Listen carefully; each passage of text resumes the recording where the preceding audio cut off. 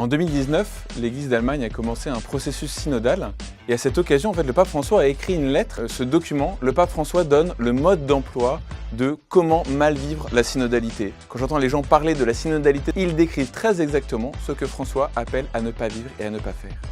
Alors qu'est-ce qu'on retrouve dans ce document? Eh bien, c'est d'abord de bien comprendre que la synodalité, ça n'est pas du parlementarisme. Comme on l'a vu, ça n'est pas une démocratie, ça n'est pas une question de majorité. Et on va le voir après, c'est de l'écoute de l'Esprit Saint. Les deuxièmes fausses idées qu'on peut avoir sur la synodalité, c'est sur ce qui est discuté. Il ne s'agit pas de discuter de la doctrine et de la tradition, mais plutôt des normes et des pratiques de l'Église. Et le troisième point, c'est la prise de décision. Il prend l'image d'une pyramide inversée en montrant que le sommet est situé sous la base.